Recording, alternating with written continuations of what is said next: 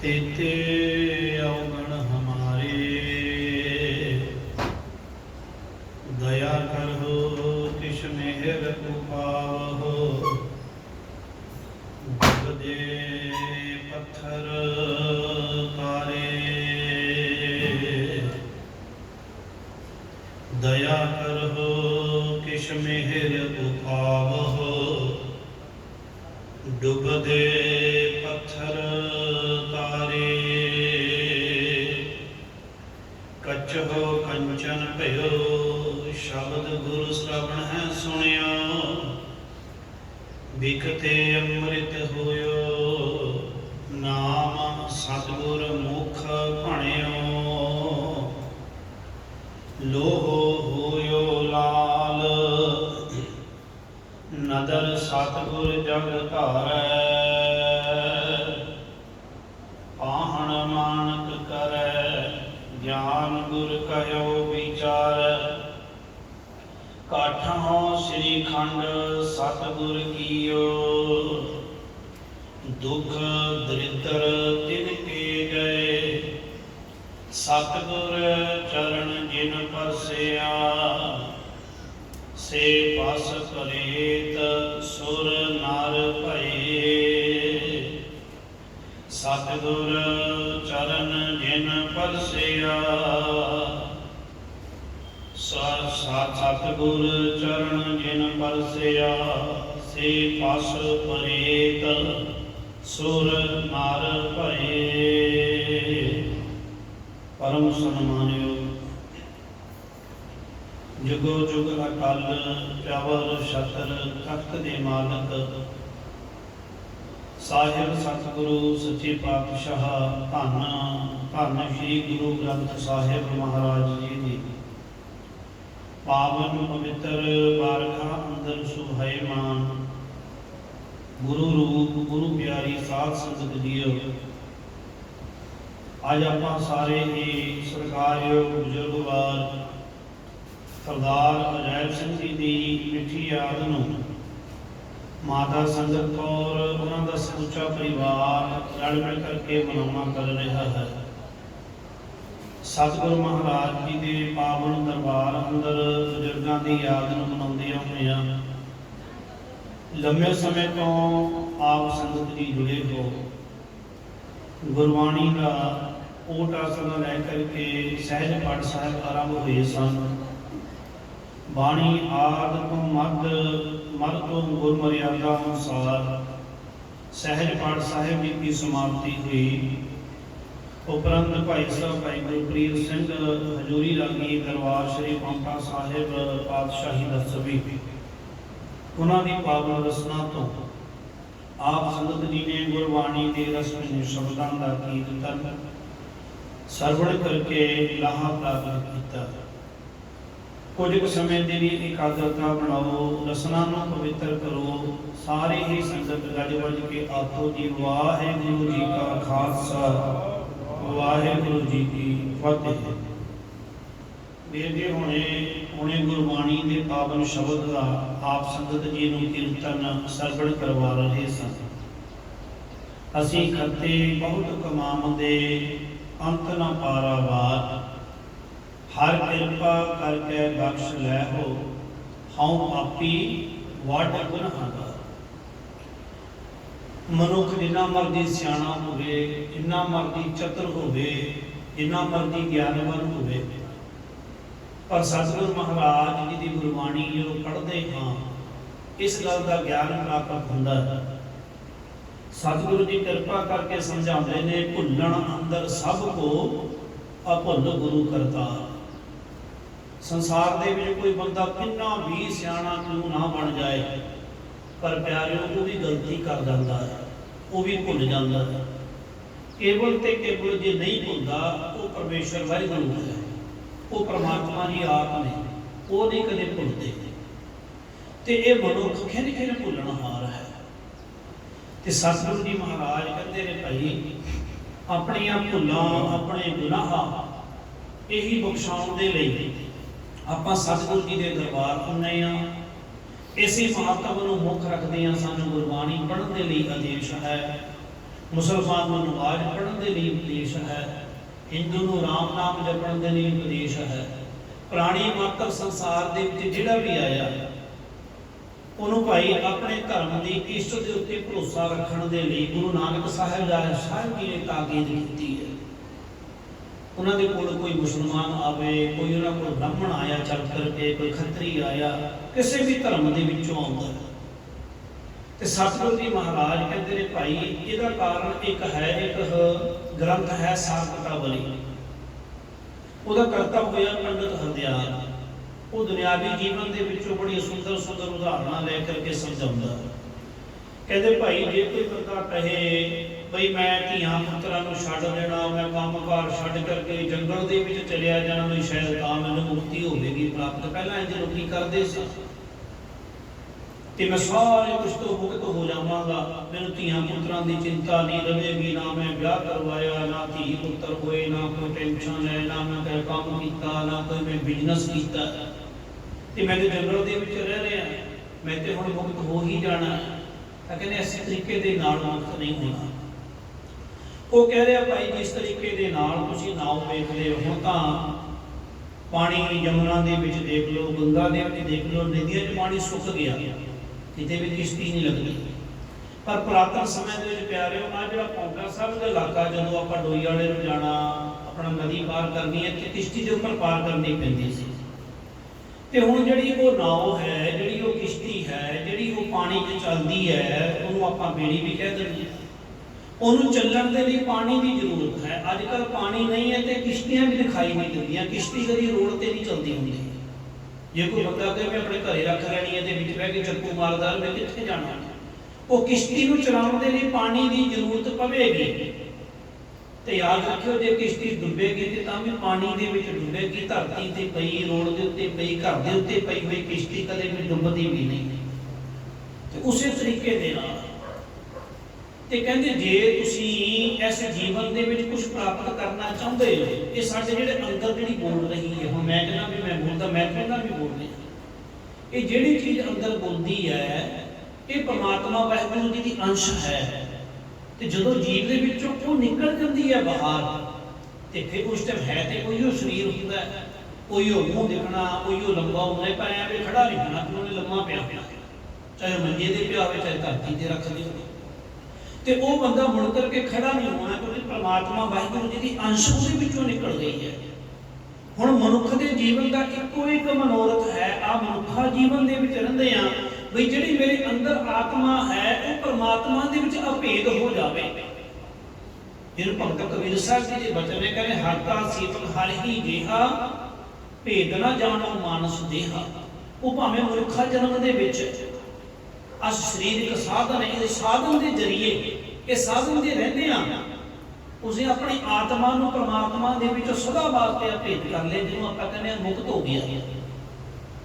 हुण भगत नामदेव जी की बाणी पढ़ो, वो कहते हैं भी हे रब, हे परमेश्वर वाहिगुरू, मैं तेरी इन्नी आराधना की है। वो कहता कोई गल नहीं नामदेव, तेनों जो मर जाएगा तेन मैं मुक्त कर देंगे। नामदेव ने हाथ खड़े कर दिए, कहते नाम रब्बा मुक्त होए जो मुक्त देओगे, मुए होए जो मुक्त देओगे। ये कहना मैंने मुए होए मुक्ति देनी है, तो वो मुक्ति किने दिखनी है। हुण साडे जिहड़े प्राणी साडे नालों विछोड़ा दे जांदे ने सजीवी काल वास्ते, कि प्यारे वो कित्थे गए ने, उन्हां नूं असीं वेखण नहीं गए। ते जिथे जाकर तो रह रहे हैं अपनी बुद्धि के द्वारा असीं सारे ने कल्पित किया कि फलानी थां ते ने, फलानी थां ते ने। गुरु नानक साहिब जी महाराज जगत का भला करते हुए जो सेठ दुनी चंद के कोल पहुँचते हैं, कई कहते हैं लाहौर का निवासी है, तो कई अहमदाबाद का निवासी लिखते हैं। विचारा मतभेद विद्वानों के हुण जो भाई लालो जी के घर ज़्यादातर जो प्रसंग जो आता भी भाई लालो जी के गृह विखरे जो गुरु नानक साहिब जी ने उदासियां आरंभ की, सुल्तानपुर लोधी तो फिलहाल तलवंडी आते हैं, अपने माता पिता जी ने दसिया भी मैं की प्रोग्राम अगे का बनाया। उस तो बाद महाराज लाहौर से, लाहौर तो बाद अहमदाबाद भाई लालो जी के गृह विखे पहुंचते हैं। उत्थे मलक भागों ने बहुत बड़ा भोज किया, सारे अपने को बुला रहे हैं।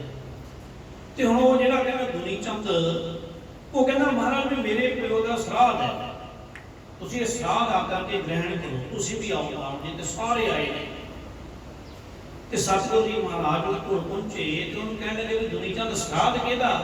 ਉਹ ਕਹਿੰਦਾ ਮੇਰੇ ਪਿਤਾ ਦਾ। ਤੇ ਕਹਿੰਦੇ ਜਿਹਦੇ ਪਿਤਾ ਦਾ ਤੂੰ ਸਰਾਧ ਕਰ ਰਿਹਾ ਹੈ ਉਹ ਤਾਂ ਬਘਿਆੜ ਦੀ ਜੂਨ ਦੇ ਵਿੱਚ ਪਿਆ ਹੋਇਆ। ਉਹ ਕਹਿੰਦਾ ਮਹਾਰਾਜ ਇਹ ਕਿਵੇਂ ਹੋ ਸਕਦਾ ਹੈ? ਉਹ ਕਹਿੰਦਾ ਆਪ ਜਾ ਕੇ ਵੇਖ ਲੈ। ਤੇ ਇਤਿਹਾਸਕਾਰਾਂ ਨੇ ਲਿਖਿਆ ਸੂਰਜ ਪ੍ਰਕਾਸ਼ ਗ੍ਰੰਥ ਦੇ ਅੰਦਰ ਵੀ ਉਹ ਦੁਨੀ ਚੰਦ ਮਹਾਰਾਜ ਨੂੰ ਕਹਿਣ ਲੱਗਾ ਸੱਚੇ ਪਾਤਸ਼ਾਹ ਬਘਿਆੜ ਦੀ ਜੂਨ ਦੇ ਵਿੱਚ ਮੈਨੂੰ ਪਹਿਚਾਣ ਵੀ ਲਵੇਗਾ, ਡਰ ਵੀ ਲੱਗਦਾ। ਤੇ ਕਹਿੰਦਾ ਮੈਨੂੰ ਪਹਿਚਾਣ ਵੀ ਲਵੇਗਾ ਮੇਰਾ ਪਿਓ। ਸਤਿਗੁਰੂ ਜੀ ਮਹਾਰਾਜ ਕਹਿੰਦੇ ਨਿਸ਼ਚਿਤ ਹੋ ਕਰਕੇ ਜਾ। ਤੇ ਉਹ ਗਿਆ, ਜਿਵੇਂ ਸੂਰਜ ਪ੍ਰਕਾਸ਼ ਗ੍ਰੰਥ ਦੇ ਅੰਦਰ ਸਾਖੀ ਆਉਂਦੀ ਹੈ। ਤੇ ਜਦੋਂ ਉਹ ਗਿਆ ਤੇ ਆ ਕਰਕੇ ਆਪਣੇ ਪਿਤਾ ਨੂੰ ਵੇਖਦਾ ਹੈ, ਉਹ ਬਘਿਆੜ ਦੀ ਜੂਨ ਦੇ ਵਿੱਚ ਪਿਆ। ਚਲੋ ਉਹਦੇ ਦਰਸ਼ਨ ਕੀਤੇ ਤੇ ਉਹ ਮਰ ਗਿਆ। ਉਹਦੇ ਵਿੱਚੋਂ ਫਿਰ ਆਤਮਾ ਨਿਕਲਦੀ ਹੈ। ਵੈਸੇ ਆਤਮਾ ਪਰਮਾਤਮਾ ਦੀ ਅੰਸ਼ ਹੈ, ਜੋਤ ਹੈ, ਪਰ ਚਲੋ ਉਹ ਨਿਕਲੀ ਹੈ। ਉਹਨੇ ਪੁੱਛਿਆ ਵੀ ਪਿਤਾ ਜੀ ਤੁਸੀਂ ਤੇ ਬੜਾ ਧਰਮ ਦਾ ਕਰਮ ਕਰਦੇ ਹੁੰਦੇ ਸੀ ਤੇ ਤੁਸੀਂ ਮੈਨੂੰ ਇਹ ਦੱਸੋ ਵੀ ਬਘਿਆੜ ਦੀ ਜੂਨ ਦੇ ਵਿੱਚ ਕਿਵੇਂ ਪਈ? ਉਹਨੇ ਕਿਹਾ ਵੀ ਪੁੱਤਰ ਜਿਵੇਂ ਮੈਂ ਮਰਨ ਲੱਗਾ ਨਾ ਉਸ ਵੇਲੇ ਪਲੋਸ ਦੇ ਵਿੱਚ ਨਾ ਮਾਸ ਬਣਦਾ ਸੀ ਤੇ ਮੈਨੂੰ ਮਾਸ ਦੀ ਸੁਗੰਧੀ ਆਈ। ਵੈਸੇ ਇਹ ਗੱਲ ਇੱਕ ਲਿਖਤ ਹੈ ਕਿ ਤੁਸੀਂ ਡਾਕਟਰ ਨੂੰ ਕਿ ਆਪਣੇ ਆਪ ਹੀ ਜਿਹੜਾ ਬੰਦਾ ਸਾਰੀ ਉਮਰ ਮਾਸ ਨਹੀਂ ਨਾ ਖਾਂਦਾ ਤੇ ਉਹਨੂੰ ਕਿਤੇ ਮਾਸ ਖਾ ਕੇ ਉਹਦਾ ਸਿਸਟਮ ਖਰਾਬ ਹੋ ਜਾਏਗਾ, ਕਿਉਂਕਿ ਸਾਰੀ ਉਮਰ ਖਾਧਾ ਨਹੀਂ। ਤੇ ਜਿਹੜੇ ਖਾਂਦੇ ਨੇ ਉਹ ਖਾਂਦੇ ਪੂਰਾ ਨੇ, ਉਹਨਾਂ ਨੂੰ ਕੋਈ ਫਰਕ ਨਹੀਂ ਪੈਂਦਾ। ਪਰ ਜਿਹੜੇ ਬੰਦੇ ਨੇ ਕਦੇ ਖਾਧਾ ਨਹੀਂ ਤਾਂ ਦਿਲ ਵੀ ਨਹੀਂ ਕਦੇ ਕਰਦਾ ਹੁੰਦਾ। ਪਰ ਚਲੋ ਉਹਦਾ ਵਿਚਾਰ ਦਾ ਚਿੱਤ ਕਿਵੇਂ ਕਰ ਗਿਆ ਕਿ ਮੈਨੂੰ ਕਹਿੰਦਾ ਸਮੈਲ ਆਈ, ਮੈਨੂੰ ਬੜੀ ਖੁਸ਼ਬੂ ਆਈ ਤੇ ਮੇਰਾ ਚਿੱਤ ਕਰ ਗਿਆ, ਐਨੇ ਨੂੰ ਮੇਰੀ ਮੌਤ ਹੋ ਗਈ ਜੇ ਮੈਂ ਜ਼ਮੀਨ ਦੇ ਵਿੱਚ ਪੈ ਗਿਆ। ਤੇ ਜਦੋਂ ਅਸੀਂ ਪੜ੍ਹਦੇ ਹੁੰਦੇ ਸਾਂ ਸਾਡੇ ਵਿਦਿਆ ਦਾਤਾ ਨੇ ਮੈਨੂੰ ਸਮਝਾਇਆ, ਜਦੋਂ ਕੋਈ ਸ਼ਬਦ ਆਉਂਦਾ ਹੈ ਭਗਤ ਬਾਣੀ ਦੇ ਵਿੱਚ, ਕਹਿੰਦੇ ਅੰਤ ਕਾਲ ਜੋ ਲక్ష్ਮੀ ਸਿਮਰੈ ਐਸੀ ਚਿੰਤਾ ਮਹਿ ਏ ਮਰੈ ਪ੍ਰੀਤ ਜੋਨ ਬਲ ਬਲ ਅਵਤਰੈ। ਅਸੀਂ ਕਈ ਵਾਰ ਕਥਾ ਸੁਣੀ ਹੋਈ ਸੀ ਤੇ ਉਹ ਸਾਨੂੰ ਕਹਿਣ ਲੱਗੇ ਹਾਂ ਮੈਂ ਕਿਸੇ ਨੂੰ ਦੇ ਅਰਥ ਪਤਾ, ਬੜਾ ਖੜਾ ਕਰਤਾ ਨਹੀਂ ਮੈਨੂੰ ਪਤਾ। ਕਹਿੰਦੇ ਹਾਂਜੀ ਕੀ ਅਸਕਰ ਜੀ ਜੇ ਮਰਨ ਲੱਗੇ ਨਾ, ਮਰਨ ਲੱਗੇ ਆਮ ਕਰਕੇ ਬੰਦਾ ਇਹੋ ਅਰਥ ਕਰਦਾ, ਇਹੋ ਸਾਡੇ ਸਮਝ ਆਉਂਦੇ ਵੀ ਜਦੋਂ ਮਰਨ ਲੱਗਿਆ ਉਸ ਵੇਲੇ ਜੇ ਉਹਨੇ ਮਾਇਆ ਚਿੱਤ ਬਣੀ ਹਿਰਦੇ ਦੇ ਵਿੱਚ, ਉਸ ਆਪਣਾ ਦਿਮਾਗ ਵਿੱਚ ਵੀ ਮੈਨੂੰ ਮਾਇਆ ਕਰਨ ਲੱਗ ਪਿਆ। ਕਹਿੰਦੇ ਅੰਤ ਕਾਲ ਜੋ ਲక్ష్ਮੀ ਸਿਮਰੈ ਐਸੀ ਚਿੰਤਾ ਮਹਿ ਜੇ ਮਰੈ ਪ੍ਰੇਤ ਸਰਪ ਜੋਨ ਬਲ ਬਲ ਅਵਤਰ। ਮਾਇਆ ਦਾ ਸੰਗ ਸੱਪ ਦੇ ਨਾਲ ਆ। ਜਿੱਥੇ ਕਹਿੰਦੇ ਧਰਤੀ 'ਚ ਮਾਇਆ ਹੋਵੇ ਤਾਂ ਸੱਪ ਘੁੰਮਦੇ ਰਹਿੰਦੇ ਨੇ।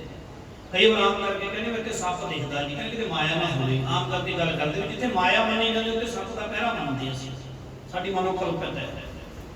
ਤੇ ਉਹ ਕਹਿੰਦੇ ਵੀ ਜਿਹੜਾ ਉਸ ਵੇਲੇ ਮਾਇਆ ਚਿਤਵੇਗਾ ਤੇ ਉਹ ਫਿਰ ਮੜ ਕਰਕੇ ਸਰਪ ਦੀ ਜੂਨ ਦੇ ਵਿੱਚ ਪਵੇਗਾ। ਫਿਰ ਉਹਦੇ ਅੱਗੇ ਭਗਤ ਸਾਹਿਬ ਜੀ ਨੇ ਕਿਰਪਾ ਕੀਤੀ, ਕਹਿੰਦੇ ਅੰਤ ਕਾਲ ਜੋ ਮੰਦਰ ਸਿਮਰੈ ਐਸੀ ਚਿੰਤਾ ਮਹਿ ਜੇ ਮਰੈ ਪ੍ਰੇਤ ਜੋਨ ਬਲ ਬਲ ਅਵਤਰੈ। ਬੜੇ ਸੋਹਣੇ ਘਰ ਬਣਾਉਂਦੇ ਆ, ਘਰ ਦੇ ਵਿੱਚ ਆਪਣਾ ਕਮਰਾ ਵੀ ਸ਼ਿੰਗਾਰਦੇ ਆ, ਬੈੱਡ ਵੀ ਸ਼ਿੰਗਾਰਦੇ ਆ, ਵਧੀਆ ਗੱਦਾ ਵੀ ਲਾਉਂਦੇ ਆ, ਸਾਰਾ ਕੰਟਰੋਲ ਘਰ ਦਾ ਕਮਰੇ ਵਿੱਚ ਰੱਖਦੇ ਆ। ਤੇ ਹੁਣ ਭਗਤ ਬਾਣੀ ਦੇ ਵਿੱਚ ਜੋ ਸ਼ਬਦ ਆਇਆ ਉਹਦੇ ਅਨੁਸਾਰ ਕਹਿੰਦੇ ਬੜਾ ਸੋਹਣਾ ਘਰ ਬਣਾਇਆ। ਮਰਨ ਵੇਲੇ ਜੇ ਤੇ ਕੋ ਘਰ ਸਿਮਰਤੀ ਦੇ ਵਿੱਚ ਰੱਖ ਲਿਆ ਤੇ ਭੂਤ ਬਣ ਕੇ ਉਸ ਘਰ ਦੇ ਵਿੱਚ ਰਹੇਗਾ, ਧੀਆਂ ਪੁੱਤਰਾਂ ਨੂੰ ਵਸਣ ਨਹੀਂ ਦੇਣ ਲੱਗਾ। ਜਿਹੜਾ ਤੇਰੇ ਬੈੱਡ ਤੇ ਪਏਗਾ ਚੱਕ ਕੇ ਭੁੰਜੇ, ਤੇ ਜਿਹੜਾ ਤੇਰੀ ਕੁਰਸੀ ਤੇ ਬੈਠੇਗਾ ਉਹਨੂੰ ਝਪਟਕਾ ਕੇ ਥੱਲੇ ਮਾਰੇਗਾ, ਆਪਣੇ ਆਪ ਨੂੰ ਤੰਗ ਕਰਨ ਲੱਗ ਜਾਏਗਾ ਜੇ ਅਰਥ ਹੁੰਦਾ ਕਰਾਂਗਾ।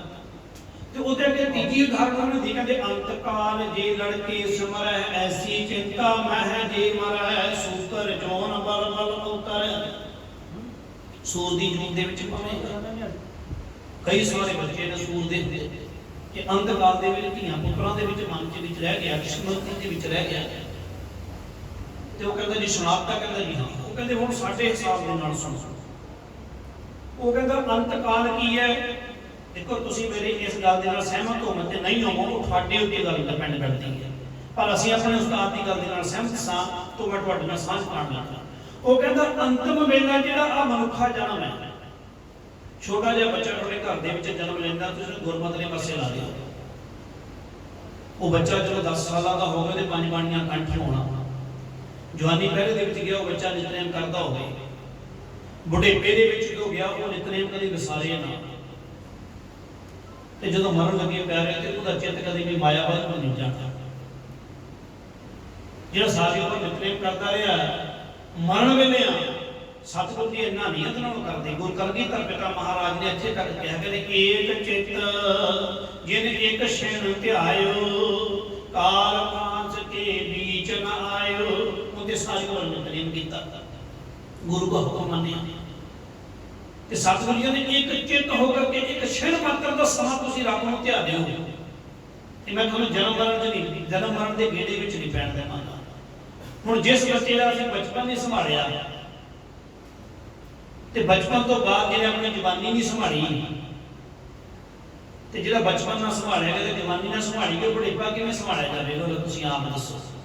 ਜਿਹੜਾ ਸਾਰੀ ਉਮਰ ਮਾਇਆ ਮਾਇਆ ਕਰਦਾ ਹੀ ਭੱਜਦਾ ਰਿਹਾ, ਸਾਰੀ ਉਮਰ ਇਹੀ ਰਿਹਾ ਵੀ ਮੈਂ ਘਰ ਵਧੀਆ ਬਣਾਉਣਾ, ਤੇ ਬੁਢੇਪੇ ਵਿੱਚ ਜਾ ਕਰਕੇ ਦੱਸੋ ਕਿੱਥੇ ਰਾਮ ਦਾ ਨਾਮ ਚੇਤੇ ਵਿੱਚ ਆਵੇ? ਉਸ ਟਾਈਮ ਤੇ ਵੀ ਸਰੀਰ ਦਰਦਾਂ ਮਾਰੇ ਤੇ ਉਹਨਾਂ ਨੇ ਤਾਂ ਕਿਹਾ ਕਿ ਅੰਤਕਾਲ ਜੋ ਪ੍ਰੀਤਮ ਸਿਮਰੈ, ਅੰਤਕਾਲ ਪਰਮੇਸ਼ਰ ਸਿਮਰੈ।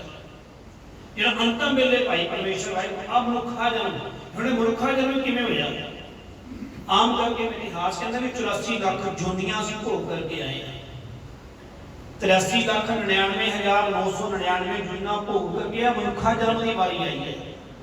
ਹੁਣ ਤੁਸੀਂ ਸਾਰੇ ਸਿਆਣੇ ਬੈਠੇ ਹੋ, 1 ਜੂਨ ਦੇ ਵਿੱਚ ਤੁਸੀਂ ਇਹ ਲਾ ਲਓ ਵੀ ਬੰਦਾ 30 ਦਿਨ ਰਵੇ, ਬਾਕੀ ਛੱਡ ਦਿਓ। ਜਿਹੜਾ ਕਛੂਆ ਨਾ ਜੀ, ਕਛੂਆ ਉਹਦੀ ਉਮਰ 300 ਸਾਲ ਤੋਂ ਵੱਧ ਦੱਸੀ ਹੈ। ਸੱਪ ਆਪਣੇ ਆਪ ਕਦੇ ਮਰਦਾ ਨਹੀਂ। ਕਈ ਦਰਖਤ ਐਨੇ ਨੇ ਜਿਨ੍ਹਾਂ ਦੀ ਹਜ਼ਾਰਾਂ ਸਾਲ ਉਮਰ ਹੈ, ਇਹ ਸਾਰੇ ਦੁਨੀਆ ਦੇ ਵਿੱਚ ਨੇ। ਪਰ ਮੈਂ ਕਹਿੰਦਾ ਵੀ ਤੁਸੀਂ ਇਹ ਕਹੋ ਵੀ 1 ਜੂਨ ਦੇ ਵਿੱਚ ਬੰਦਾ 30 ਦਿਨ ਰਵੇ, 30 ਦਿਨ ਤੋਂ ਬਾਅਦ ਉਹਦੀ ਜੂਨ ਬਦਲਣੀ ਹੈ। ਹੁਣ 83,99,999 ਇਹਨੂੰ ਕੀ ਕਰਿਓ, ਲੱਖਾਂ ਦੇ ਵਿੱਚ ਰਿਜ਼ਲਟ ਆਉਂਦਾ ਹੈ। ਤੇ ਐਨੇ ਲੱਖਾਂ ਸਾਲ ਅਸੀਂ ਭੋਗ ਕਰਕੇ ਆ ਤਾਂ ਮਨੁੱਖਾ ਜਨਮ ਦੇ ਵਿੱਚ ਪਹੁੰਚੇ ਆ। ਇਹ ਲਾਸਟ ਵਾਰੀ ਹੈ ਸਾਡੀ। ਤੇ ਤਾਈਓ ਸਤਿਗੁਰੂ ਮਹਾਰਾਜ ਨੇ ਗੁਰਬਾਣੀ ਵਿੱਚ ਸਮਝਾਉਣਾ ਕਹਿੰਦਾ, ਕਹਿੰਦੇ ਇਸ ਪੌੜੀ ਤੇ ਜੋ ਨਰ ਚੁੱਕੇ ਆਏ ਜਾਏ ਦੁੱਖ ਪਾਏਗਾ। ਆ ਲਾਸਟ ਪੌੜੀ ਹੈ। ਇਹ ਸ਼ਾਸਤਰੇ ਚੜ੍ਹਨਾ ਹੋਵੇ ਨਾ, ਆਪਾਂ ਪੌੜੀਆਂ ਬਣਾਉਂਦੇ ਆ, 2 ਡੰਡੇ ਸਿੱਧੇ ਲੈ ਤੇ ਬਾਕੀ ਪੌਂਡੇ ਛੋਟੇ ਲਾ ਦਿੱਤੇ। ਬੰਦੇ ਨੇ 84 ਲਾ ਲਓ, ਮੰਨ ਲਓ ਵੀ 84 ਐਗਜ਼ਾਮਪਲ ਲਓ ਵੀ 84 ਪੌਂਡੇ ਨੇ, ਉਹਦੇ ਬਾਅਦ ਸ਼ਾਸਤਰੇ ਤੁਸੀਂ ਪਹੁੰਚ ਜਾਣਾ ਹੈ। ਤੇ ਬੰਦਾ 83 ਪੌੜੀਆਂ ਤੇ ਮਿਹਨਤ ਕਰਦਾ, 84ਵੀਂ ਪੌੜੀ ਤੇ ਹੱਥ ਪਾ ਲਿਆ, ਉੱਥੇ ਜਾ ਕਰਕੇ ਅਵੇਸਰਾ ਹੋ ਗਿਆ, ਨੀਂਦਰ ਆ ਗਈ, ਸੁਸਤੀ ਪੈ ਗਈ, ਕੁਝ ਵੀ ਹੋ ਗਿਆ, ਹੱਥ ਛੁੱਟ ਗਿਆ, ਮੁੜ ਕਰਕੇ ਆ ਕੇ ਜ਼ਮੀਨ ਤੇ ਫਿਰ ਡਿੱਗਿਆ। ਤੇ ਤੁਸੀਂ ਇਹ ਦੇਖੋ ਬਈ ਜਿਹੜੀਆਂ 83 ਪੌੜੀਆਂ ਚੜ੍ਹ ਕੇ ਗਿਆ, ਉਹਦੇ ਲਈ ਟਾਈਮ ਵੀ ਜਿੰਨਾ ਖਰਾਬ ਕੀਤਾ ਸੀ, ਜਿੰਨਾ ਸਰੀਰ ਦਾ ਬਲ ਵੀ ਲੱਗਿਆ ਸੀ, ਉਹ ਮੁੜ ਕਰਕੇ 83 ਪੌੜੀਆਂ ਚੜ੍ਹਨ ਦੇ ਲਈ ਉਨਾ ਟਾਈਮ ਵੀ ਲੱਗੇਗਾ, ਉਨਾ ਸਰੀਰ ਦਾ ਬਲ ਵੀ ਲੱਗੇਗਾ, ਉਨੀ એનર્ਜੀ ਵੀ ਫਿਰ ਵੇਸਟ ਕਰਨੀ ਪੈਣੀ ਹੈ। ਤੇ ਤਾਂ ਜਾ ਕਰਕੇ ਮੁੜ ਕਰਕੇ 83 ਪੌੜੀਆਂ ਤੇ ਚੜ੍ਹ ਪੜੀਆਂ। ਤੇ ਇੰਨੀਆਂ ਜੂਨਾਂ ਭੋਗ ਕਰਕੇ ਮਨੁੱਖਾ ਜਨਮ ਪ੍ਰਾਪਤ ਹੋਇਆ ਹੈ। ਤੇ ਕਹਿੰਦੇ ਇਸ ਪੌੜੀ ਤੇ ਜੋ ਨਰ ਚੁੱਕੇ, ਜਿਹੜਾ ਇਸ ਪੌੜੀ ਤੋਂ ਚੁੱਕ ਗਿਆ, ਆਏ ਜਾਏ ਦੁੱਖ ਪਾਏਗਾ। ਆਏ ਜਾਏ ਦੁੱਖ ਪਾਏਗਾ। ਦੁੱਖ ਕਿਹੜਾ? ਭਗਤ ਕਬੀਰ ਸਾਹਿਬ ਨੇ ਪੁੱਛਿਆ ਕਿ ਮਹਾਰਾਜ ਤੁਸੀਂ ਦੱਸ ਦਿਓ। ਉਹ ਕਹਿੰਦੇ ਇੱਕ ਦੁੱਖ ਜਨਮ ਮਰਨ ਅਰ ਗਰਭ ਬਸੇਰਾ। ਜਨਮ ਮਰਨ ਤੇ ਮਾਤਾ ਦਾ ਦਰਦ। ਜਨਮ ਦੇ ਵਿੱਚ ਕਿੰਨੀ ਪੀੜਾ ਹੁੰਦੀ ਹੈ। ਕਹਿੰਦੇ ਬੱਚਾ ਰੋਂਦਾ ਨਹੀਂ, ਜੇ ਬੱਚਾ ਰੋਂਦਾ ਕਿਉਂ? ਤੇ ਹੁਣ ਬੱਚਾ ਤਾਂ ਬੋਲ ਕੇ ਦੱਸ ਨਹੀਂ ਨਾ ਸਕਦਾ ਬੱਚਾ ਕਿਉਂ ਰੋਂਦਾ ਹੈ। ਪਰ ਆਤਮ ਗਿਆਨੀਆਂ ਨੇ, ਆਤਮਦਰਸ਼ੀਆਂ ਨੇ ਦੱਸਿਆ ਕਿ ਉਸ ਟਾਈਮ ਜਨਮ ਦੀ ਕਿੰਨੀ ਪੀੜਾ ਹੁੰਦੀ ਹੈ, ਤੇ ਜਨਮ ਤੋਂ ਬਾਅਦ ਜਿਹਦੇ ਵਿੱਚ ਮਰਨ ਹੁੰਦਾ ਹੈ ਉਸ ਟਾਈਮ ਕਿੰਨੀ ਪੀੜਾ ਹੁੰਦੀ ਹੈ। ਤੇ ਕਹਿੰਦੇ ਉਹ ਸਭ ਤੋਂ ਵੱਡਾ ਦੁੱਖ ਹੈ। ਤੇ ਦੂਜਾ ਅੱਗ ਦੇ ਵਿੱਚ ਸੜਨਾ ਸਾਰਿਆਂ ਤੋਂ ਵੱਡਾ ਦੁੱਖ ਹੈ। ਭਗਤ ਕਬੀਰ ਸਾਹਿਬ ਦੇ ਇੱਕ ਦੁੱਖ ਰਾਮ ਰਾਏ ਕਾਟੋ ਮੇਰਾ, ਅਗਨ ਦਾ ਹੈ ਅਰ ਗਰਭ ਬਸੇਰਾ। ਇਹ ਵਾਹਿਗੁਰੂ ਜੀ ਕਿਰਪਾ ਕਰਕੇ ਇੱਕ ਦੁੱਖ ਮੇਰਾ ਕੱਟ ਦਿਓ, ਮਾਤਾ ਦੇ ਗਰਭ ਦੇ ਵਿੱਚ ਵਾਸਾ ਤੇ ਅੱਗ ਦੇ ਵਿੱਚ ਸੜਨਾ, ਇਹ ਸਾਰਿਆਂ ਤੋਂ ਵੱਡਾ ਦੁੱਖ ਹੈ। ਤੇ ਸਤਿਗੁਰੂ ਜੀ ਮਹਾਰਾਜ ਕਹਿੰਦੇ ਭਾਈ ਆ ਮਨੁੱਖਾ ਜਨਮ ਦਾ ਇੱਕੋ ਇੱਕ ਮਨੋਰਥ ਹੈ ਸਾਡੇ ਕੋਲ, ਪਰਮੇਸ਼ਰ ਵਾਹਿਗੁਰੂ ਜੀ ਦੀ ਬੰਦਗੀ ਕਰਨੀ। ਤੇ ਜੇ ਉਸ ਪਰਮੇਸ਼ਰ ਵਾਹਿਗੁਰੂ ਜੀ ਦੀ ਬੰਦਗੀ ਨਾ ਕੀਤੀ ਤੇ ਫਿਰ ਕਹਿੰਦੇ ਜੀਵਨ ਦਾ ਬਹੁਤਾ ਲਾਭ, ਬਹੁਤਾ ਮਨੋਰਥ ਪ੍ਰਾਪਤ ਨਹੀਂ ਹੋਵੇਗਾ। ਇੱਧਰ ਕਵੀ ਗੁਰਦਾਸ ਸਾਹਿਬ ਜੀ ਨੇ ਸੁੰਦਰ ਤਰੀਕੇ ਦੇ ਨਾਲ ਸਮਝਾਇਆ। ਉਹ ਕਹਿੰਦੇ ਨੇ ਜਿਸ ਤਰੀਕੇ ਦੇ ਨਾਲ ਬਾਹਰ ਕਿਤੇ ਅੱਗ ਲੱਗ ਜੇ ਨਾ, ਆਪਾਂ ਪਾਣੀ ਲੈ ਕੇ ਅੱਗ ਬੁਝਾ ਦਿੰਦੇ ਹਾਂ, ਕਹਿੰਦੇ ਜੇ ਅਸੀਂ ਨਾਉ ਦੇ ਵਿੱਚ ਚਲੇ ਹੋਈਏ, ਨਾਉ ਦੇ ਵਿੱਚ ਬੈਠੇ, ਕਿਸ਼ਤੀ ਦੇ ਵਿੱਚ ਬੈਠੇ ਆ, ਜਹਾਜ਼ ਦੇ ਵਿੱਚ ਬੈਠੇ ਆ, ਸਮੁੰਦਰ ਦੇ ਵਿੱਚ ਤੁਰੇ ਹੋਏ ਆ, ਤਾਂ ਸਮੁੰਦਰ ਨੂੰ ਅੱਗ ਲੱਗ ਜਾਏ ਉਹ ਜਹਾਜ਼ ਨੂੰ, ਤੇ ਫਿਰ ਆਪਾਂ ਕਿੱਥੇ ਜਾਵਾਂਗੇ। ਦੂਸਰੀ ਉਦਾਹਰਨ ਦੇ ਵਿੱਚ ਉਹ ਸਮਝਾਉਂਦੇ ਨੇ ਵੀ ਕਹਿੰਦੇ ਜਿਸ ਤਰੀਕੇ ਦੇ ਨਾਲ ਵੀ ਮੰਨ ਲਓ ਵੀ ਕੋਈ ਬੰਦਾ ਚੋਰ ਚੋਰੀ ਕਰਦਾ ਹੈ, ਉਹ ਤੋਂ ਅਸੀਂ ਡਰਦੇ ਹਾਂ, ਆਪਾਂ ਰਾਜੇ ਕੋਲ ਜਾਂਦੇ ਹਾਂ। ਉਸ ਸਮੇਂ ਦੀ ਉਦਾਹਰਨ ਹੈ, ਕਹਿੰਦੇ ਰਾਜੇ ਕੋਲ ਜਾਵਾਂਗੇ, ਜੇ ਰਾਜਾ ਹੀ ਲੁੱਟਣ ਲੱਗ ਜਾਏ ਤੇ ਫਿਰ ਆਪਾਂ ਕਿੱਥੇ ਜਾਵਾਂਗੇ। ਕਹਿੰਦੇ ਉਸੇ ਤਰੀਕੇ ਦੇ ਨਾਲ ਹੀ ਮਨੁੱਖ ਕਹਿੰਦਾ ਨਾव में जो आग लगी कैसे के बुझाई है, नाव में आग लग जाए किस तरीके के नाल बुझावांगे। कहते चोरन के त्रास, जिहड़ा चोरां दे डर तो बंदा बेचारा आसरा तकदा होया, शरण गह नरेंद्र, शरण कहते ने आसरा लेना, उहदी शरण दे विच जाना, शरण गह नरेंद्र कहते मारे मही पत कहो कत जाई है, जे राजा ही बनन ते अज कित्थे जावांगे। कहते बाहर से भाग कोट लीजिए, कोटगढ़, कोटगढ़ कहते हैं किले ਨੂੰ ਬਾਹਰੋਂ ਆਉਂਦਾ ਮੈਦਾਨੇ ਜੰਗ ਦੇ ਵਿੱਚ ਵੀ ਜੰਗ ਕਰਦੇ ਹੋ ਤੇ ਜੰਗ ਦੇ ਵਿੱਚ ਉੱਤੇ ਤੁਹਾਨੂੰ ਕਿਸ ਨੇ ਹਾਰ ਲਿਆ, ਘੇਰ ਲਿਆ, ਤੁਸੀਂ ਕੋਟ ਲੈਂਦੇ ਹੋ ਜਾ ਕਰਕੇ ਆਪਣੇ ਕਿਲੇ ਦੇ ਵਿੱਚ ਆ ਗਏ ਤੇ ਕਿਲੇ ਦੇ ਵਿੱਚ ਹੀ ਕਹਿੰਦੇ ਆ ਕੇ ਕੋਈ ਲੁੱਟ ਲਵੇ, ਕੁਛ ਵੀ ਤੁਹਾਨੂੰ ਮਾਰ ਦੇਵੇ ਤੇ ਫਿਰ ਆਪਾਂ ਕਿੱਥੇ ਜਾਵਾਂਗੇ। ਕਹਿੰਦੇ ਮਾਇਆ ਡਰ ਡਰ ਪਤ ਹਾਰ ਗੁਰਦੁਆਰ ਜਾਵੇ, ਤਾਹਾਂ ਜੋ ਮਾਇਆ ਵਿਆਪੈ ਤੋ ਕਹਾਂ ਠਹਿਰਾਈਐ। ਇਹ ਮਨੁੱਖ ਦੇ ਸਾਰੇ ਕੰਮ ਕਰਕੇ ਪਿੱਛੇ ਘਰ ਤੋਂ ਤੰਗ ਹੋ ਜਾਂਦਾ, ਕੰਮ ਕਰ ਤੋਂ ਕਹਿੰਦਾ ਵੀ ਚੱਲ ਗੁਰਦੁਆਰਾ ਸਾਹਿਬ ਜਾਂਦੇ, ਬਾਣੀ ਪੜਾਂਗੇ, ਉੱਥੇ ਜਾ ਕਰਕੇ ਵੇਖਾਂਗੇ। ਤੇ ਜੇ ਕਦੀ ਉੱਥੇ ਹੀ ਮਾਇਆ ਆਪਣਾ ਅਸਰ ਪਾ ਲਵੇ, ਉੱਥੇ ਹੀ ਮਾਇਆ ਵਿਆਪ ਜਾਏ, ਸਾਰੇ ਪਾਸੇ ਤੋਂ ਬੰਦਾ ਥੱਕ ਕਰਕੇ ਮਨੁੱਖਾ ਜਨਮ ਦੇ ਵਿੱਚ ਆਇਆ ਹੋਇਆ, ਕਰਮਾਂ ਕਰਕੇ ਜਨਮ ਪ੍ਰਾਪਤ ਹੋਇਆ। ਜੇ ਇੱਥੇ ਵੀ ਸਾਰੀ ਉਮਰ ਮਾਇਆ ਮਾਇਆ ਮਾਇਆ ਹੀ ਕਰਦਾ ਰਹਿ ਗਿਆ ਮਨੁੱਖ, ਤੇ ਕਹਿੰਦੇ ਫਿਰ ਕੁਝ ਵੀ ਨਹੀਂ ਪ੍ਰਾਪਤ ਹੋਣਾ। ਪਰ ਮੈਂ ਤੁਹਾਨੂੰ ਪਹਿਲਾਂ ਗੱਲ ਦੱਸੀ ਹੈ ਵੀ ਮਾਇਆ ਦੇ ਗੈਰ ਗੁਜ਼ਾਰਾ ਨੇ ਜਿਸ ਤਰੀਕੇ ਦੇ ਨਾਲ ਉਹ ਕਹਿੰਦੇ ਕਿਸ਼ਤੀ ਨੇ ਜੇ ਚੱਲਣਾ ਹੈ ਉਹ ਵੀ ਪਾਣੀ ਵਿੱਚ ਚੱਲੇਗੀ, ਜੇ ਡੁੱਬਣਾ ਹੈ ਤਾਂ ਉਹ ਵੀ ਪਾਣੀ ਵਿੱਚ ਡੁੱਬੇਗੀ। ਉਸੇ ਤਰੀਕੇ ਦੇ ਨਾਲ ਮਨੁੱਖ ਨੇ ਤੇ ਜੀਵਨ ਦੇ ਵਿੱਚ ਕੁਝ ਪ੍ਰਾਪਤ ਕਰਨਾ, ਮੁਕਤੀ ਪ੍ਰਾਪਤ ਕਰਨੀ, ਤੇ ਉਹ ਵੀ ਧੀਆਂ ਪੁੱਤਰਾਂ ਦੇ ਵਿੱਚ ਰਹਿੰਦੀਆਂ, ਸੰਸਾਰ ਦੇ ਵਿੱਚ ਰਹਿੰਦੀਆਂ ਪ੍ਰਾਪਤ ਕਰਨੀ ਪੈਣੀ ਹੈ। ਤੇ ਜੇ ਜੀਵਨ ਖਤਮ ਹੋਵੇਗਾ ਤਾਂ ਉਹ ਵੀ ਇੱਥੇ ਰਹਿੰਦਿਆਂ ਖਤਮ ਹੋਣਾ। ਕਹਿੰਦੇ ਜਿਸ ਤਰੀਕੇ ਦੇ ਨਾਲ ਮੀਂਹ ਪੈਂਦਾ ਹੈ, ਚਿੱਕੜ ਪੈਦਾ ਹੋ ਜਾਂਦਾ ਹੈ, ਪਰ ਚਿੱਕੜ ਜਿਹੜੇ ਸਾਡੇ ਪੈਰਾਂ ਨੂੰ, ਸਾਡੇ ਕੱਪੜਿਆਂ ਨੂੰ, ਸਾਡੇ ਹੱਥਾਂ ਨੂੰ ਲੱਗ ਜਾਂਦਾ ਹੈ, ਤੇ ਇਹ ਦੁੱਧ ਨਾਲ ਨਹੀਂ ਧੋਤਾ ਜਾਣਾ, ਇਹ ਕੋਲਡ ਡਰਿੰਕ ਜੂਸ ਕਿਸੇ ਹੋਰ ਸ਼ੈ ਦੇ ਨਾਲ ਨਹੀਂ ਧੋਤਾ ਜਾਣਾ, ਇਹ ਪਾਣੀ ਦੇ ਨਾਲ ਹੀ ਧੋਤਿਆ ਜਾਣਾ ਹੈ। ਕਹਿੰਦੇ ਉਸੇ ਤਰੀਕੇ ਦੇ ਨਾਲ ਮਨ ਕਰ ਉਪਜੈ ਪਾਪ ਸਭ, ਮਨ ਕਰ ਪੰਕ ਵਿਨਾਸ਼। ਪੰਕ ਦੇ ਅਰਥ ਹੁੰਦੇ ਚਿੱਕੜ। ਜਦੋਂ ਆਪਾਂ ਗੁਰੂ ਨਾਨਕ ਸਾਹਿਬ ਜੀ ਦਾ ਆਪਾਂ ਸ਼ਬਦ ਪੜ੍ਹਦੇ ਰੋਜ਼ ਜਿਹੜੇ ਰਹਿ ਰਸ ਕਰਦੇ ਨੇ, ਕਹਿੰਦੇ ਤਿਤ ਸਰਵਰੜੈ ਭਈ ਨਿਵਾਸਾ, ਪਾਣੀ ਪਾਵਕ ਤਿਨ ਹੈਂਡੀਆ। ਤਿਤ ਸਰਵਰੜੈ, ਸਰਵਰੜੈ ਕਹਿੰਦੇ ਨੇ ਸਰੋਵਰ, ਆ ਸੰਸਾਰ ਰੂਪੀ ਸਮੁੰਦਰ ਦੇ ਵਿੱਚ ਸਰੋਵਰ ਵਿੱਚ ਸਾਡਾ ਵਾਸਾ ਹੈ। ਕਹਿੰਦੇ ਤਿਤ ਸਰਵਰੜੈ ਭਈ ਨਿਵਾਸਾ, ਪਾਣੀ ਪਾਵਕ ਤਿਨ ਹੈਂਡੀਆ। ਸਰੋਵਰ ਦੇ ਵਿੱਚ ਉਂਝ ਪਾਣੀ ਹੁੰਦਾ ਹੈ ਤੇ ਇੱਥੇ ਪਾਵਕ ਅੱਗ ਰੱਖੀ ਹੋਈ ਹੈ ਪਰਮੇਸ਼ਰ ਨੇ। ਅੱਗ ਕਾਹਦੀ ਹੈ? ਤ੍ਰਿਸ਼ਨਾ ਦੀ ਹੈ, ਲੋਭ ਦੀ ਹੈ, ਲਾਲਚ ਦੀ ਹੈ, ਕਾਮ ਹੈ, ਕ੍ਰੋਧ ਹੈ, ਲੋਭ ਹੈ, ਇਹਦੇ ਵਿੱਚ ਸਾਰਾ ਕੁਝ ਹੈ। ਕਹਿੰਦੇ ਪਾਣੀ ਪਾਵਕ ਤਿਨ ਹੀ ਕੀਆ, ਪੰਕਜ ਮੋਹ ਪਗ ਨਹੀਂ ਚੱਲੈ। ਉਹਦੇ ਵਿੱਚ ਚਿੱਕੜ ਹੁੰਦਾ, ਪਾਣੀ ਦੇ ਸੰਪਰਕ ਵਿੱਚ ਜਦੋਂ ਮਿੱਟੀ ਆਉਂਦੀ ਹੈ, ਜਦੋਂ ਪਾਣੀ ਘਟ ਜਾਂਦਾ ਚਿੱਕੜ ਪੈਦਾ ਹੋ ਜਾਂਦਾ ਹੈ, ਬੰਦਾ ਉਹਦੇ ਵਿੱਚ ਜਾਂਦਾ ਹੈ, ਫਸ ਜਾਂਦਾ ਹੈ, ਕਈ ਵਾਰ ਇੰਨਾ ਚਿੱਕੜ ਹੋ ਜਾਂਦਾ, ਚਿਕਣੀ ਮਿੱਟੀ ਦਾ ਚਿੱਕੜ ਹੋ ਜਾਂਦਾ। ਸਤਿਗੁਰੂ ਜੀ ਮਹਾਰਾਜ ਕਹਿੰਦੇ ਉੱਥੇ ਹੈ ਜਿੱਦਾਂ ਪਰਮੇਸ਼ਰ ਵਾਹਿਗੁਰੂ ਜੀ ਨੇ ਪਾਣੀ ਪਾਵਕ ਤਿਨ ਹੀ ਕੀਆ, ਪੰਕਜ ਮੋਹ ਪਗ ਨਹੀਂ ਚੱਲੈ, ਹਮ ਦੇਖਾ ਕਹਾਂ ਡੂਬੀ ਅਲੇ। ਗੁਰੂ ਨਾਨਕ ਸਾਹਿਬ ਜੀ ਮਹਾਰਾਜ ਕਹਿੰਦੇ ਮੈਂ ਵੇਖਿਆ ਐਸੇ ਸੰਸਾਰ ਰੂਪੀ ਸਰੋਵਰ ਦੇ ਵਿੱਚ ਚਿੱਕੜ ਕਿਹੜਾ? ਮੋਹ ਦਾ ਚਿੱਕੜ ਹੈ, ਮੋਹ ਦਾ ਬੱਝਾ ਹੋਇਆ ਮਨੁੱਖ ਇੰਨਾ ਜਕੜਿਆ ਜਾਂਦਾ ਹੈ। ਕਹਿੰਦੇ ਹਮ ਦੇਖਾਂ ਕਹਾਂ ਡੂਬੀ ਅਲੇ, ਮੈਂ ਡੁੱਬਦੇ ਹੋਏ ਬੰਦੇ ਵੇਖੇ। ਗੁਰੂ ਨਾਨਕ ਸਾਹਿਬ ਜੀ ਦੀ ਗੱਲ ਤਾਂ ਮੰਨਦੇ ਆ ਨਾ। ਸਤਿਗੁਰੂ ਜੀ ਦਾ ਹਮ ਦੇਖਾਂ ਕਹਾਂ ਡੂਬੀ ਅਲੇ, ਮਨ ਏਕ ਨਾ ਚੇਤਸ। हे ਮੇਰੇ ਮਨਾ, ਇੱਕ ਨੂੰ ਨਹੀਂ ਚੇਤਦਾ, ਇੱਕ ਨੂੰ ਨਹੀਂ ਚੇਤੇ ਕਰਦਾ। ਹਰ ਬਿਸਰਤ, ਹਰੀ ਨੂੰ ਵਿਸਾਰ ਦਿੱਤਾ। ਤੇਰੇ ਗੁਣ ਗੜਿਆ, ਜਿਹੜੇ ਤੇਰੇ ਗੁਣਾ ਕਰਕੇ, ਚੰਗੇ ਕਰਮਾਂ ਕਰਕੇ ਮਨੁੱਖਾ ਜਨਮ ਪ੍ਰਾਪਤ ਹੋਇਆ ਸੀ, ਇਹ ਤੇਰਾ ਖਤਮ ਹੋ ਰਿਹਾ, ਨਾਸ਼ ਹੋ ਰਿਹਾ। ਤੇ ਸਤਿਗੁਰੂ ਜੀ ਮਹਾਰਾਜ ਕਹਿੰਦੇ ਭਈ ਪ੍ਰਾਪਤ ਮਨੁੱਖ ਦੇ ਹੁਰੀਆ, ਗੋਬਿੰਦ ਮਿਲਣ ਕੀ ਇਹ ਤੇਰੀ ਬਰੀਆ। ਆ ਵਾਰੀ ਹੈ ਭਗਤ ਕਬੀਰ ਸਾਹਿਬ ਜੀ, ਮਾਨੁਖ ਜਨਮ ਦੁਲੰਭ ਹੈ, ਹੋਏ ਨਾ ਬਾਰੰਬਾਰ। ਭਾਈ ਮਨੁੱਖਾ ਜਨਮ ਬਾਰ-ਬਾਰ ਨਹੀਂ ਪ੍ਰਾਪਤ ਹੋਣ ਲੱਗਾ। ਉਹ ਗੱਲ ਵੱਖਰੇ ਵੀ ਟੀਵੀ ਨੂੰ ਵੇਖ ਕਰਕੇ ਸਾਡੇ ਮਨ 'ਚ छाप छप गई भी इधरों मरे दुआरे फिर मुल्खा जन्म, इधरों मरे मुड़ के फिर मुल्खा जन्म, भी जिवें जो दिखाई जाते हैं उस तरीके फिर मुल्खा जन्म मिल ही जाता है। इस तरीके हकीकत नहीं है। कोई बंदा किसी बेचारा किसी ने इन्नी भगती की हुई है भी थोड़ी बहुती होता ही रह गई, कमी रह गई है, फिर परमेश्वर वैगुरू ते तरस कर देंदे ने। नहीं सतगुरु जी महाराज कहते भाई आ वारी है गोबिंद मिलन की एह तेरी बरिया, अवर काज तेरा कितै न काम, मिल साध संगत भज केवल नाम। भाई साध संगत दे विच जुड़िया कर, परमेश्वर वाहिगुरू जी दे नाम दा कोटा सदा दिया कर। ये परमेश्वर वाहिगुरू जी दा नाम इन्ना सार्थक है, इन्ना कमाई वाला है। सतगुरु जी महाराज कहते ने जह मात पिता सुत मीत न पाई, मन मुहा नाम तेरे संग सहाई। जिथे भाई माता ने, पिता ने, धियां ने, पुत्रा ने, किसी ने तेरी मदद नहीं करनी, परमेश्वर वाहिगुरू जी के नाम ने तेरी मदद करनी है। क्योंकि हुणे शब्द पढ़ के गए ना, आपे हर एक रंग है आपे बहुरंगी।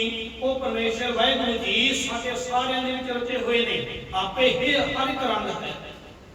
जिवें सोने का बिस्कुट है, तुसीं बाहरों लैकर के आए हो, विदेशां दे विच इत्थे लिआंदा है सोने का बिस्कुट, वो एक पीस है, वन पीस है। ते तुसीं सुनार को लैकर के उन्हें कहने लगे भी भरावा मेरा हथ का कड़ा भी बना दे, कन्ना च पाउण दे लई वालियां भी बना दे, हाथ च पाउण दे लई छापां भी बना दे, ये गल च चैनी भी बनाउणी है, ते वे मैं अपनी कुड़ी दे भी पाउणा, बना करके सारे गहने बना लए, वक्रे वक्रे प्रतीक होण लगे। गल च बन बड़ा हार हो गया, आ चैन बना दी जी, कड़ा बना दिता जी, मुट्ठी बन गई जी, वालियां बन गई, टोपस बन गए, वक्रो वक्रे हो गए। साल 2 साल 5 साल तुसीं रखे घर दे विच, वो पुराने हो गए, कोई टुट गए, कोई भज गए, सुनहरे कोल फिर लै करके गए। लै भी मेरा सुनहरे नूं कहंदे भी हार दा तूं आ रेट लाया सी, गुठी आ रेट लई सी, ते आ फलानी जी आ रेट लाई सी। उन्हें कहना भी रेट तुहाडे लई सी, मेरे लिए कोई रेट नहीं है। उन्हें सारा तकड़ी दे विच अपनी च पाउणा, उन्हें परख करनी है भी खरा सोना, उन्हें परख सोने दी करनी है। उन्हें गहने की परख नहीं करनी, गहने तुसीं वेखणे ने, तुहाडी निगाह नहीं गहने ने, ਉਹਦੇ ਲਈ ਕੇਵਲ ਸੋਨਾ ਹੈ, ਉਹਨੇ ਸੋਨਾ ਵੇਖਣਾ ਹੈ। ਉਸੇ ਤਰੀਕੇ ਦੇ ਨਾਲ ਪਰਮੇਸ਼ਰ ਵਾਹਿਗੁਰੂ ਜੀ ਉਹਨੇ ਸੰਸਾਰ ਜਦੋਂ ਕੁਝ ਵੀ ਨਹੀਂ ਸੀ ਹੋਏ, ਇੱਕ ਰੰਗ ਸੀ, ਕਹਿੰਦੇ ਆਪੇ ਬਹੁ ਰੰਗੀ, ਆਪਣੇ ਆਪ ਰੰਗਾ ਰੰਗਾਂ ਦੇ ਬੰਦੇ ਬਣ ਗਏ, ਹਰ ਇੱਕ ਤਰੀਕੇ ਦਾ। ਕਿਸੇ ਦਾ ਰੰਗ ਕੋਲਾ ਹੈ, ਕਿਸੇ ਦਾ ਮੌਸਮ ਦੇ ਰੰਗੋਲੀ ਕਾਲਾ ਹੈ, ਕੋਈ ਦਰਮਿਆਨਾ ਹੈ, ਕੋਈ ਲੰਬਾ ਹੈ ਵਿਚਾਰਾ, ਕੋਈ ਮੰਦਰਾ ਹੈ। ਇਹ ਸਾਰਾ ਸਿਸਟਮ ਦੇ ਅਨੁਸਾਰ ਬਣ ਗਿਆ बहुरंगी। कहने जो तिस भावै नानका साई गल चंगी। हम मान लो साडे एक्सीडेंट हो जाए, असीं बैठ के ना हमें रब्बा आ ना चंगा कीता, मैनूं नहीं चंगा लग्या, वो तैनूं नहीं ना चंगा लग्या, उहनूं चंगा लगा मैं कर दित्ता। साडा कोई प्राणी भलाई करके सानूं नहीं चंगा लगदा, उहनूं चंगा लगदा। जो तिस भावै नानका साई गल चंगी, कहने ਉਹਨੂੰ ਜੋ ਭਾਉਂਦਾ ਉਹੀਓ ਗੱਲ ਚੰਗੀ ਹੈ ਭਾਈ, ਸਾਨੂੰ ਨਹੀਂ ਚੰਗੀ ਲੱਗਦੀ ਕਿਉਂਕਿ ਸਾਡਾ ਉਹਦੇ ਨਾਲ ਮੇਲ ਨਹੀਂ ਖਾਂਦਾ, ਸਾਡੀ ਵਿਚਾਰਧਾਰਾ ਉਹਦੇ ਨਾਲ ਮਿਲਦੀ ਨਹੀਂ, ਸਾਡਾ ਮਨ ਨਹੀਂ ਉਹਦੇ ਨਾਲ ਮਿਲਦਾ।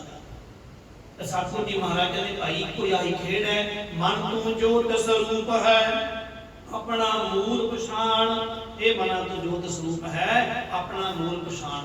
ਜਿਸ ਦਿਨ ਅਸੀਂ ਆਪਣੇ ਮੂਲ ਦੀ ਪਹਿਚਾਣ ਕਰ ਲਈ ਤੇ ਫਿਰ ਪਰਮੇਸ਼ਰ ਵਾਹਿਗੁਰੂ ਜੀ ਕਹਿੰਦੇ ਨੇ ਭਾਈ जो हो गया सो चंगा, गलत कुछ भी नहीं करता परमेश्वर वाहिगुरू। कहते चिंता आकी कीजिए जो अनहोनी होए। अनहोना की है संसार में जो कभी भी ना होया हो, ऐसा कुछ भी नहीं है, सब कुछ होने के अंदर है। वो परमेश्वर वाहिगुरू जी ने देखो जब जीवन है ते मरण भी है, ते इत्थे ते बड़े बड़े असीं ते कुछ भी नहीं होना लगे। किड्डे किड्डे राजे हुए ने, हिरण्यकश्यप वर्गे हुए ने, हिरणाक्ष वर्गे हुए ने, रावण वर्गे हुए ने, कंस वर्गे हुए ने, इन्हां सारियां ने कहते काल अपने काबू कीता होया सी। ये भी गए संसार दे विच। पिछे जे मैं पढ़ रहा सी एक माइकल जैक्सन होया, थोड़े जिहा समा होया 2009 दे विच मरिया। ते माइकल जैक्सन जिहड़ा ते गल करके अगर आपां समाप्त करनी, जो रब करदा चंगा करदा ते होनी जो होनी होनी है। हुण जे असीं अपने मन नूं सतगुरू जी दी बाणी पढ़ करके उहदे अकॉर्डिंग कर लांगे, जिन्हों आप कहने सहज अवस्था कह दिए, जिन्हों हुक्म कह दिए, जिन्हों भाना कह दिए, तो फिर सब कुछ चंगा लगन लग पैंदा। पर जो तक वो साडा मेल मिलाप नहीं, विचारधारा नहीं मिलती, मन नहीं मिलता, उदों तक सानूं लगदा भी नहीं आ तां गलत हो गया। हुण माइकल जैक्सन का जिहड़ा जन्म है प्यारे, वो जिन्हां दा रंग काला आउंदा सफेद कहंदे ने, उन्हां दे घर दा उहदा पिता थोड़ा जिहा क्रूर टाइप सी, ਉਹ ਬੜਾ ਫੈਂਟਦਾ ਸੀ, ਟੁੱਟਦਾ ਸੀ, ਜਿਹਨੂੰ ਆਪਾਂ ਕਹਿੰਦੇ ਵੀ ਬੜਾ ਛੋਟੇ ਹੁੰਦੇ ਆ ਉਹ ਡਾਂਸਰ ਸੀ ਇੱਕ ਕਲੱਬ ਦੇ ਵਿੱਚ, ਤੇ ਆਪਣੇ ਬੱਚੇ ਸੀ 4 ਬੇਟੇ, ਉਹਨਾਂ ਨੂੰ ਚਾਰਾਂ ਨੂੰ ਕੁੱਟ-ਕੁੱਟ ਕੇ ਡਾਂਸ ਸਿਖਾਇਆ ਉਹਨੇ। ਮਾਈਕਲ ਨੂੰ ਵੀ ਬੜਾ ਪੜਾਉਂਦਾ ਸੀ, ਤੇ ਰੱਬ ਦਾ ਸਬਬ ਵੀ ਇਹਦੇ ਕੋਲ ਇੱਕ ਡਾਂਸ ਵਾਲਾ ਗੁਣ ਦੇ ਦਿੱਤਾ ਸੀ ਰੱਬ ਨੇ। ਇਹਦੇ ਵਰਗਾ ਅਜੇ ਤੱਕ ਕੋਈ ਬੰਦਾ ਨਹੀਂ ਪੈਦਾ ਹੋਇਆ ਜਿੱਦਾਂ ਦਾ ਡਾਂਸਰ ਕੋਈ ਬਣ ਗਿਆ ਪੂਰੀ ਦੁਨੀਆ ਦੇ ਵਿੱਚ, ਵਰਲਡ ਵਿੱਚ ਇਹਦਾ ਨਾਮ ਹੈ। ਤੇ ਜਦੋਂ ਇਹ ਮਾਈਕਲ ਜੈਕਸਨ ਕੋਈ ਸਮਾਂ ਬਣਿਆ, ਪਿਤਾ ਦੀ ਡੈਥ ਹੋਈ ਜਾਂ ਕਿਦੋਂ ਤਾਂ ਪੂਰਾ ਨਹੀਂ ਪੜਿਆ ਉਹਦੇ ਵਿੱਚ, ਪਰ ਇਹ ਜਦੋਂ ਕਹਿ ਦਈਏ ਵੀ ਜਵਾਨ ਹੋ ਗਿਆ ਤੇ ਇਹਨੇ ਆਪਣੇ ਡਾਂਸ ਦੇ ਜ਼ਰੀਏ ਇੰਨੀ ਕਮਾਇਆ ਇਕੱਠੀ ਕਰ ਲਈ ਦੁਨੀਆ ਦੇ ਵਿੱਚ। ਤੇ 1987 ਦੇ ਵਿੱਚ ਇਹਨੇ ਇੱਕ ਪਲਾਸਟਿਕ ਸਰਜਰੀ ਕਰਵਾਈ, ਆਪਣੇ ਸਰੀਰ ਦਾ ਸਾਰੀ ਚਮੜੀ ਬਦਲ ਦਿੱਤੀ, ਕਾਲੇ ਤੋਂ ਚਿੱਟਾ ਹੋ ਗਿਆ।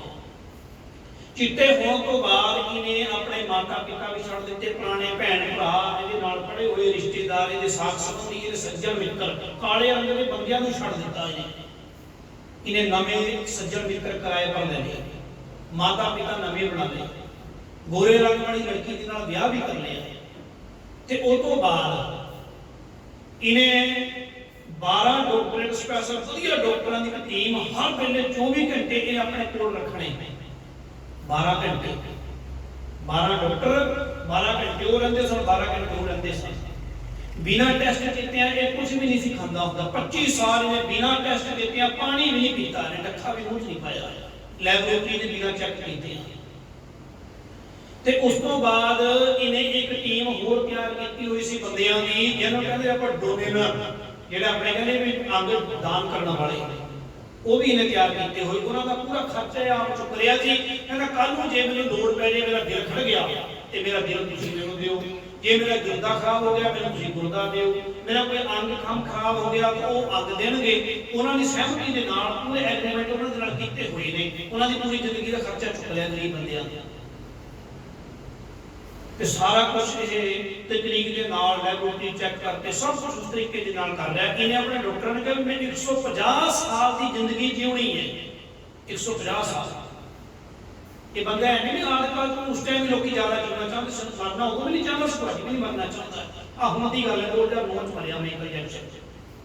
ਅਸੀਂ ਵੀ ਕਰ ਸਕਦੇ ਹਾਂ ਸਾਰਾ ਕੁਝ, ਸਾਡੇ ਕੋਲ ਨਹੀਂ ਮਾਇਆ ਹੋਵੇ, ਸਾਡੇ ਕੋਲ ਮਾਇਆ ਦੇ ਪ੍ਰਬੰਧ ਮਿਲਦੇ, ਇਸ ਕਰਕੇ ਆਪਾਂ ਅਭਾਵ ਦੇ ਵਿੱਚ ਜਿਉਂਦੇ ਆ, ਪਰ ਮਰਨ ਦੇ ਲਈ ਅਸੀਂ ਵੀ ਤਿਆਰ ਨਹੀਂ। ਇਹ ਦੇਖ ਲਓ ਵੀ ਮਾਈਕਲ ਜੈਕਸਨ ਦੀ ਕਹਿੰਦੇ 2009 ਦੇ ਵਿੱਚ ਜਦੋਂ ਮੌਤ ਹੋਈ, ਇਹਦੇ ਕੋਲ 12 ਡਾਕਟਰ ਜਿਹੜੇ ਕੁਆਲੀਫਾਈਡ ਉਹ ਵੀ ਇਹਦੇ ਕੋਲ ਨੇ, ਉਹਨੂੰ ਅੰਗ ਦਾਨ ਕਰਨ ਵਾਲੇ ਉਹ ਵੀ ਸਾਰੇ ਬੰਦੇ ਦੇ ਘਰ ਦੇ ਵਿੱਚ ਮੌਜੂਦ ਨੇ। ਤੇ ਉਸ ਤੋਂ ਬਾਅਦ ਸ਼ਹਿਰ ਭਰ ਦੇ ਜਿੰਨੇ ਵੀ ਮਾਨਵਰ ਵਿਅਕਤੀ ਨੇ, ਸਾਰੇ ਡਾਕਟਰ ਚੰਗੇ ਚੰਗੇ ਬੈਡ ਹਕੀਮ ਉਹ ਵੀ ਸਾਰੇ ਇਹਦੇ ਕੋਲ ਨੇ। ਪਰ 2009 ਦੇ ਵਿੱਚ ਇਹਦੀ ਮੌਤ ਹੋ ਗਈ, ਅਗਸਤਾ ਮਹੀਨਾ ਸੀ।